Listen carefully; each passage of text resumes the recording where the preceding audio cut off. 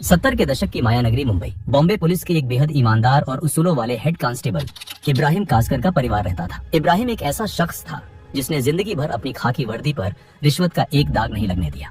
लेकिन नियति का खेल देखिए, उसी पुलिस वाले के घर में एक ऐसा नापाक मंसूबा आकार ले रहा था जो आने वाले दशकों तक भारत की छाती पर मूंग दलने वाला था। इब्राहिम का बेटा दाऊद इब्राहिम। दाऊद बचपन से ही अलग था, पढ़ाई लिखाई में उसका कोई मन नहीं लगता था। उसकी आंखें हमेशा अपने इलाके के उन भाई लोगों को घूरती थी जो महंगी घड़ियां पहनते थे, जिनके पास इंपोर्टेड गाड़ियां थीं और जिनके एक इशारे पर पूरा बाजार बंद हो जाता था। दाऊद की आंखों में मुंबई की अंडरवर्ल्ड का बेताज बादशाह बनने की भूख थी। शुरुआत हुई डोंगरी की सड़कों पर छोटी मोटी चोरियों, राहगीरों को लूटने और दुकानदारों से हफ्ता वसूली करने से। उस वक्त मुंबई पर राज था बड़े खिलाड़ियों का, हाजी मस्तान, यूसुफ पटेल और करीम लाला। स्मगलिंग की दुनिया पर करीम लाला का राज था। 20 साल के उस नौजवान दाऊद ने करीम लाला का गैंग ज्वाइन कर लिया। दाऊद का काम था स्मगल किए गए सोने, घड़ियों और हथियारों की कंसाइनमेंट को पुलिस की नजरों और बाकी दुश्मन गैंग से बचाकर सुरक्षित ठिकाने तक पहुंचाना। लेकिन दाऊद कोई आम गुर्गा नहीं था। वो सांप की तरह कुंडली मारकर बैठा था, बस सही वक्त का इंतजार कर रहा था। गैंग में करीम लाला के 2 सगे भांजे भी थे, आलमजेब और अमीरजादा। इन दोनों को दाऊद की बढ़ती हुई अहमियत और उसकी चालबाजी एक आंख नहीं भाती थी। एक रात एक कस्टम ऑफिसर ने करीम लाला के सोने की एक बहुत बड़ी कंसाइनमेंट पकड़ ली। आलमजेब का खून खौल उठा। उसने बिना वक्त गवाए उस कस्टम ऑफिसर को किडनैप कर लिया और मुंबई के एक सीक्रेट बेसमेंट में उस ऑफिसर को बांध कर रखा गया। आलमजेब ने ऑफिसर के माथे पर बंदूक रखते हुए कहा, तेरी हिम्मत कैसे हुई पठान का माल छूने की?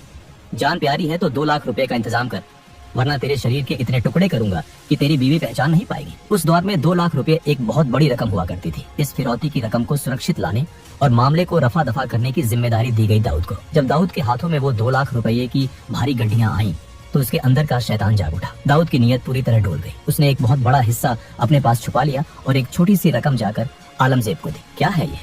बाकी का पैसा कहाँ है दाऊद? आलमजेब ने सवाल किया। दाऊद ने जवाब दिया, भाई वो लोग इससे ज्यादा का इंतजाम नहीं कर पाए। पुलिस और कस्टम का भी भारी लफड़ा हो सकता था, इसलिए जो मिला मैं ले आया। हालांकि जब पठान भाइयों ने अपने सीक्रेट सोर्सेज और खबरी नेटवर्क से पता किया तो उन्हें पता चला कि पैसा पूरा दिया गया था। दाऊद की इस गद्दारी ने करीम लाला के दरबार में भूचाल ला दिया। दाऊद को बीच महफिल में दर्जनों गैंगस्टर्स के सामने घसीट कर लाया गया। उसे पीटा गया। लातों, घूसों और डंडों से उसकी ऐसी हालत कर दी गई कि वो अपने पैरों पर खड़ा नहीं हो पा रहा था। उसे गैंग से धक्के मारकर बाहर निकाल फेंका गया। दाऊद ने उसी रात तय कर लिया था कि वो अब किसी के लिए काम नहीं करेगा, वो खुद अपनी गैंग बनाएगा। उसने अपनी खुद की सिंडिकेट डी कंपनी की नींव रखी। उसने अपने भाइयों साबिर, इकबाल, अनीस और नूरा को अपने साथ मिलाया। अब वो सिर्फ स्मगलिंग नहीं कर रहा था, वो एक पूरी की पूरी पेशेवर फौज तैयार कर रहा था। दाऊद खुद एक एक लड़के को चुनता था। बॉम्बे की सड़कों पर अब रोज खून बहने लगा था। दाऊद गैंग और पठान गैंग के बीच की दुश्मनी अब नासूर बन चुकी थी। अंडरवर्ल्ड के पुराने डॉन जैसे हाजी मस्तान और यूसुफ पटेल समझ चुके थे कि अब हवा का रुख बदल रहा है। ये नई पीढ़ी खून बहाने से गुरेज नहीं करती। उन्होंने स्मगलिंग छोड़कर रियल एस्टेट और राजनीति का सफेद दामन थाम लिया था। साल 1981 दादर के एक पेट्रोल पंप पर जब रात के सन्नाटे में दाऊद का बड़ा भाई साबिर इब्राहिम अपनी फिएट कार में बैठा था, तभी पठान गैंग की गाड़ियां वहां आ रुकी। उन गाड़ियों से हथियारों से लैस शूटर निकले, जिनमें मुंबई का सबसे खूंखार और पढ़ा लिखा गैंगस्टर मानिया सुर्वे भी शामिल था। गोलियों की बौछार से साबिर का सीना छलनी हो गया। कार के शीशे चकनाचूर हो गए और साबिर की लाश खून के तालाब में डूब गई। उसी रात दाऊद पर भी उसके घर के पास एक जानलेवा हमला हुआ, लेकिन किस्मत ने उसे बाल बाल बचा लिया। जब दाऊद अस्पताल पहुंचा और उसने अपने बड़े भाई साबिर की खून से लथपथ ठंडी लाश देखी, तो उसके अंदर का बचा खुचा इंसान हमेशा के लिए मर गया। आज के बाद मुंबई की सड़कों पर पठान गैंग का एक भी आदमी जिंदा सांस नहीं लेगा। उन्हें उनके घरों में घुसकर मारूंगा, ये मेरा वादा है साबिर भाई। दाऊद ने कसम खाई। आलमजेब समझ गया था कि दाऊद अब एक पागल हाथी की तरह हो चुका है, जिसे रोकना नामुमकिन है। अपनी जान बचाने के लिए आलमजेब ने रातों रात मुंबई छोड़ दी और गुजरात को अपना नया बेस बना लिया। गुजरात में पठान गैंग के पुराने और मजबूत कांटेक्ट थे। वहाँ के भ्रष्ट पुलिस वालों और लोकल गुंडों से उनके गहरे रिश्ते थे। लेकिन दाऊद कहाँ रुकने वाला था। उसने अपने ऑपरेशंस का दायरा बढ़ाते हुए गुजरात में भी अपने पैर पसारने शुरू कर दिए। उसने गुजरात के मशहूर स्मगलर लल्लू जोगी से हाथ मिलाया। उसका सिर्फ एक मकसद था, आलमजेब को उसके ही गढ़ में घुसकर कुत्तों की मौत मारना। दाऊद ने अपनी कुटिल चालाकी से आलमजेब पर गुजरात पुलिस में एक झूठा केस दर्ज करवा दिया, ताकि पुलिस उसे पकड़े और दाऊद अपने आदमियों के जरिए उसे जेल के अंदर ही खत्म कर दे। लेकिन यहाँ दाऊद का पासा उसी पर उल्टा पड़ गया। 1983 में गुजरात पुलिस ने एक सीक्रेट और सटीक सूचना के आधार पर छापेमारी की और दाऊद को लल्लू जोगी के साथ अवैध हथियारों के साथ रंगे हाथों पकड़ लिया। उसे कोफेपोसा कानून के तहत गिरफ्तार कर जेल में डाल दिया गया। ये खबर मिलते ही आलमजेब ने तुरंत दाऊद के गुर्गों पर ताबड़तोड़ हमले शुरू कर दिए। दाऊद के 2 सबसे खास आदमियों को बीच सड़क पर गोलियों से भून दिया गया। दाऊद को जेल की सलाखों के पीछे ये एहसास हो गया कि गुजरात में आलमजेब को मारना मुश्किल है। जैसे ही वो बेल पर छूटा, उसने तुरंत वापस मुंबई का रुख किया। अब दाऊद एक मौके की तलाश में था और वो मौका उसे मिला 6 सितंबर 1983 को आलमजेब का भाई अमीरजादा को एक पुराने आपराधिक केस के सिलसिले में मुंबई के सेशन कोर्ट में पेश होना था। दाऊद जानता था कि ये काम कोई आम जाना पहचाना शूटर नहीं कर सकता, क्योंकि पुलिस हर चेहरे को जानती थी। इसके लिए उसने अंडरवर्ल्ड के उभरते सितारे बड़ा राजन की मदद ली। राजन ने एक दुबले पतले बेहद कम उम्र के लड़के डेविड परदेसी को चुना। डेविड दिखने में किसी कॉलेज जाने वाले सीधे सादे लड़के जैसा था। कोर्ट रूम खचाखच भरा हुआ था, भारी पुलिस बंदोबस्त था। जज अपनी कुर्सी पर बैठे थे और अमीरजादा कटघरे में खड़ा था। तभी भीड़ के बीच से डेविड परदेसी धीरे धीरे बिना किसी घबराहट के कटघरे के करीब पहुंचा। उसकी उम्र और मासूम चेहरे को देखकर किसी भी पुलिस वाले ने उसे रोकने या चेक करने की कोशिश नहीं की। अमीरजादा, दाऊद भाई ने अपना आखिरी सलाम भेजा है। डेविड ने अपनी पैंट के अंदर से रिवॉल्वर निकाली और पलक झपकते ही जज के सामने भरे कोर्ट रूम में अमीरजादा के सीने में दनादन गोलियां उतार दी। कोर्ट रूम में चीख पुकार और भगदड़ मच गई। अमीरजादा वहीं ढेर हो गया। पुलिस ने तुरंत झपटकर डेविड को पकड़ लिया, लेकिन दाऊद जो संदेश देना चाहता था वो पूरे भारत के अंडरवर्ल्ड और पुलिस महकमे तक पहुंच चुका था। दाऊद के ऊपर उस वक्त कई गंभीर आपराधिक मामले चल रहे थे। 1970 के एक रॉबरी केस में उसे 4 साल की जेल की सजा भी सुनाई जा चुकी थी, लेकिन वो बेखौफ बाहर घूम रहा था। 1984 में जब दाऊद के महंगे वकीलों ने एक नए केस में उसकी एंटीसिपेटरी बेल की अर्जी सेशन कोर्ट में लगाई, तो सरकारी वकील ने कोर्ट रूम में चीखते हुए कहा था, माय लॉर्ड, ये आदमी कोई आम मुजरिम नहीं है, ये एक खूंखार क्रिमिनल है। ये बेल पर बाहर है और बेल पर रहते हुए इसने खुलेआम 5 नए संगीन जुर्म किए हैं। इसकी जगह सिर्फ और सिर्फ कालकोठरी है। इसे किसी भी कीमत पर जमानत नहीं मिलनी चाहिए। लेकिन हमारे सिस्टम की दीमक इस कदर फैल चुकी थी और उस दौर में जेल नहीं बेल की नीति का ऐसा दुरुपयोग हो रहा था कि दाऊद को फिर से जमानत मिल गई। दाऊद अब पूरी तरह समझ चुका था कि इस सिस्टम को, इसके पुलिस वालों को और इसके वकीलों को कैसे खरीदा जा सकता है। उसने बड़े बिल्डरों, बिजनेसमैन और फिल्म प्रोड्यूसर्स को किडनैप कर भारी मात्रा में एक्सटॉर्शन शुरू कर दी। उसने ये सारा काला धन रियल एस्टेट और बॉलीवुड में लगाना शुरू किया। लेकिन वो ये भी जानता था कि मुंबई पुलिस के कुछ जाबाज अफसर अब उसके खून के प्यासे हो चुके हैं और सुप्रीम कोर्ट का फंदा कभी भी उसके गले में कस सकता है। 1985 के अंत तक जब आखिरकार सुप्रीम कोर्ट से दाऊद के खिलाफ अरेस्ट वारंट जारी हुआ, तब तक बहुत देर हो चुकी थी। दाऊद इब्राहिम हमेशा के लिए भारत से फरार होकर दुबई पहुंच चुका था। लोगों को लगा कि अब डी कंपनी का पतन हो जाएगा, लेकिन दाऊद ने दुबई में बैठकर अपने सिंडिकेट को एक मल्टीनेशनल कॉरपोरेशन की तरह चलाना शुरू कर दिया। बड़े बड़े पॉलिटिशियन, बिजनेसमैन और बॉलीवुड के नामी सितारे जब भी दुबई जाते तो दाऊद के दरबार में हाजिरी लगाना नहीं भूलते थे। उसी दौरान फिल्म मैगजीन्स में ये अफवाहें भी उड़ने लगी कि दाऊद का बॉलीवुड की एक बहुत मशहूर और खूबसूरत एक्ट्रेस के साथ अफेयर है और उनकी एक बेटी भी है। दुबई में बैठकर भी मुंबई पर दाऊद की पकड़ जरा भी ढीली नहीं हुई। उसने भारत के हर बड़े स्टेट में अपने एजेंट्स, हिटमैन और शार्प शूटरों का एक बड़ा नेटवर्क खड़ा कर लिया था। रमेश शर्मा जैसे पॉलिटिशियन से लेकर अहमदाबाद के खूंखार गैंगस्टर अब्दुल लतीफ और यूपी के किडनैपिंग किंग बबलू श्रीवास्तव जैसे लोग अब दाऊद के इशारों पर नाचते थे। मुंबई में दाऊद का सारा काम उसका एक बेहद खतरनाक गुर्गा रमा नायक संभाल रहा था। रमा नायक ने दाऊद के इशारे पर कई लोगों को मौत के घाट उतारा और धीरे धीरे वो खुद को मुंबई का असली बॉस समझने लगा। वही दाऊद ने भांप लिया कि रमा नायक की बढ़ती ताकत भविष्य में उसके लिए एक बहुत बड़ा खतरा बन सकती है। दाऊद ने रमा को खत्म करने के लिए एक बेहद शातिर चाल चली।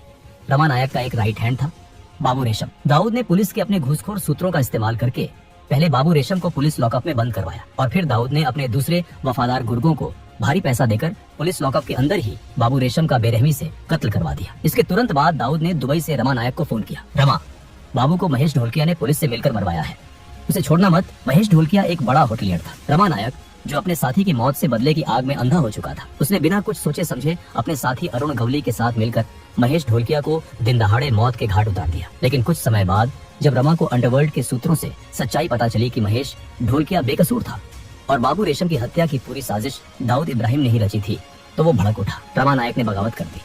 उसने दाऊद के उन बिल्डरों और व्यापारियों को पकड़ पकड़ कर लूटना और पीटना शुरू कर दिया जो डी कंपनी को प्रोटेक्शन मनी देते थे। अब से दाऊद को एक पाई का हफ्ता नहीं जाएगा। दुबई में बैठा वो भगोड़ा अब मुंबई का बॉस नहीं है, मुंबई का बाप अब मैं हूँ, रमा ने खुलेआम ऐलान कर दिया। रमा नायक की मौत के बाद उसके गैंग और दगड़ी चौल की कमान उसके सबसे वफादार और खूंखार साथी अरुण गवली के हाथों में आ गई। गवली जानता था कि उसके गुरु को दाऊद ने ही चालाकी से मरवाया है। अब मुंबई की सड़कों पर डी कंपनी और गवली गैंग के बीच एक ऐसा खूनी खेल शुरू हुआ जिसने पूरे शहर को दहला कर रख दिया। गवली ने सबसे पहले दाऊद के मुंबई के ऑपरेशन संभालने वाले मैनेजर सतीश राजन को मरवा दिया। ये दाऊद के लिए एक बहुत बड़ा झटका था। बौखलाए हुए दाऊद ने गवली के खास आदमी अशोक जोशी और उसके पूरे गैंग को एक साथ खत्म करवा दिया। अरुण गवली ने अब दगड़ी चौल को एक किले में तब्दील कर दिया और अपनी फौज खड़ी करनी शुरू कर दी। उसने बेरोजगार और भटके हुए युवाओं को भारी पैसा देकर अपने गैंग में शामिल किया। उसने दगड़ी चौल के अंदर ही साउंड प्रूफ शूटिंग रेंज बनवाई, जहां इन लड़कों को AK-47 M16 गन और आधुनिक हथियारों को चलाने की कड़ी मिलिट्री जैसी ट्रेनिंग दी जाने लगी। गवली ने दाऊद के मैनेजर महेश चौड़िया को किडनैप किया और उसे बेरहमी से मार डाला। दाऊद ने पलटवार करते हुए गवली के सगे भाई किशोर गवली की हत्या अपने हिटमैन महेश कुलकर्णी से करवा दी। 1992 में अरुण गवली के खतरनाक शूटर शैलेश हल्दनकर ने दाऊद के जीजा इस्माइल पारकर का कत्ल कर दिया। दाऊद के लिए ये उसके घर, उसके परिवार पर सीधा हमला था। उसकी बहन विधवा हो गई थी। दुबई में बैठे दाऊद ने अपने सबसे खास और जांबाज शूटरों को ऑर्डर दिया, मुझे हल्दनकर मुर्दा चाहिए, चाहे वो कहीं भी छुपा हो। शैलेश हल्दनकर उस वक्त एक पुराने हमले में घायल होने के कारण मुंबई के जेजे हॉस्पिटल में भारी पुलिस सुरक्षा के बीच भर्ती था। दाऊद के शूटर, जिनमें सुभाष सिंह ठाकुर और सुनील सावंत शामिल थे, AK-47 लेकर सीधे अस्पताल में घुसे। उन्होंने वार्ड में घुसते ही अंधाधुंध गोलियां बरसानी शुरू कर दी। 400 से ज्यादा गोलियां चली। मरीज और डॉक्टर जान बचाने के लिए पलंगों के नीचे छुप गए थे। हल्दनकर को वहीं बिस्तर पर छलनी कर दिया गया और 2 हवलदार भी शहीद हुए। अरुण गवली भी पीछे हटने वाला नहीं था। उसने दाऊद के करीबी राजनीतिक मददगार मौलाना बुखारी की हत्या करवा दी, जो दाऊद के लड़कों को पुलिस से बचाता था। दोनों तरफ से रोज लाशें गिर रही थी। खुफिया एजेंसियां हैरान थीं कि कैसे एक अनपढ़ आदमी जो अंग्रेजी का एक वाक्य ठीक से नहीं बोल सकता, दुबई में बैठकर 5000 से ज्यादा गैंगस्टरों की एक फौज को एक मल्टीनेशनल कंपनी के CEO की तरह चला रहा है। दाऊद अपने दुश्मनों और गद्दारों के लिए एक क्रूर तानाशाह था, जो छोटी सी गलती पर भी मौत की सजा देता था। लेकिन अपने वफादार गुर्गों के लिए वो एक दरिया दिल मसीहा था। अगर किसी गुर्गे को गोली लगती या वो जेल जाता तो दाऊद पानी की तरह पैसा बहाता। वो उनके परिवारों का पूरा खर्च उठाता, उनकी बीमारियों का इलाज करवाता। 1992 के बाबरी मस्जिद डेमोलिशन के बाद भारत के हालात बदल गए। पूरे देश में दंगे भड़क उठे और यहीं पर एंट्री हुई पाकिस्तान की खुफिया एजेंसी ISI की। ISI ने दाऊद इब्राहिम में एक अचूक हथियार देखा। ISI के टॉप कमांडरों ने दुबई में दाऊद से कांटेक्ट किया। उन्होंने दाऊद को उसकी सुरक्षा, उसके काले व्यापार को पूरी दुनिया में बेरोक टोक चलाने और उसे हमेशा के लिए महफूज रखने का लालच दिया। इसके बदले में उन्हें सिर्फ एक चीज चाहिए थी, दाऊद का विशाल तस्करी नेटवर्क, जिसका इस्तेमाल करके वो भारत में मौत का सामान भेज सके। दाऊद, जिसके अंदर का मुसलमान बाबरी मस्जिद की घटना से भड़का हुआ था और जिसके अंदर का व्यापारी नया मुनाफा देख रहा था, उसने अपनी देश का सौदा कर लिया। दाऊद ने गुजरात और महाराष्ट्र के समुद्री तटों के जरिए हथियारों और RDX की भारी कंसाइनमेंट भारत में उतारनी शुरू की। उसने अपने सबसे खूंखार और भरोसेमंद गुर्गे टाइगर मेमन को इस नापाक काम की जिम्मेदारी सौंपी। 12 मार्च 1993 मुंबई, वो काला दिन जब एक के बाद एक 12 सिलसिलेवार बम धमाकों ने पूरे शहर को खंडहर और श्मशान में तब्दील कर दिया। बॉम्बे स्टॉक एक्सचेंज की गगनचुंबी इमारत से लेकर एयर इंडिया बिल्डिंग, सेंचुरी बाजार और जावेरी बाजार तक हर जगह सिर्फ खून, चीखें, कटे हुए अंग और काला धुआं था। 250 से ज्यादा बेगुनाह लोग मारे गए और हजारों जिंदगी भर के लिए अपाहिज हो गए। वो दाऊद इब्राहिम, जो कल तक सिर्फ एक स्मगलर था, अब भारत का सबसे बड़ा और सबसे वांटेड आतंकवादी बन चुका था। इन धमाकों के बाद डी कंपनी के अंदर भी दरार आ गई। छोटा राजन जैसे हिंदू गैंगस्टरों ने दाऊद का साथ छोड़ दिया और खुद को देशभक्त डॉन घोषित करते हुए दाऊद के खिलाफ जंग छेड़ दी। डी कंपनी अब पूरी तरह से एक आतंकी सिंडिकेट बन चुका था। 1995 तक आते आते दाऊद का सालाना टर्नओवर 2000 करोड़ रुपए का आंका गया था, जो आज के समय के हिसाब से 6000 करोड़ से भी कहीं ज्यादा है। Shipping, food processing, garment export, Bollywood financing, real estate से लेकर ड्रग्स और हथियारों की ग्लोबल तस्करी तक दाऊद का ये खूनी साम्राज्य लंदन, स्विट्जरलैंड, दुबई, लागोस और कराची तक फैल चुका है। आज दाऊद इब्राहिम पाकिस्तान की सेना और ISI की कड़ी सुरक्षा में कराची के पॉश क्लिफ्टन इलाके में एक कायर की तरह छिपा बैठा है। उसे पाकिस्तानी मिलिट्री की बैकिंग हासिल है और वो बदले में उनकी डर्टी ऑपरेशंस की फंडिंग करता है। दोस्तों, ये थी दाऊद इब्राहिम की कहानी। अगर आपको ये वीडियो पसंद आई हो तो इस वीडियो को लाइक जरूर करें और ऐसे ही वीडियोस के लिए चैनल को सब्सक्राइब करना ना भूलें। मिलते हैं अगले वीडियो में, तब तक के लिए जय हिंद, जय भारत।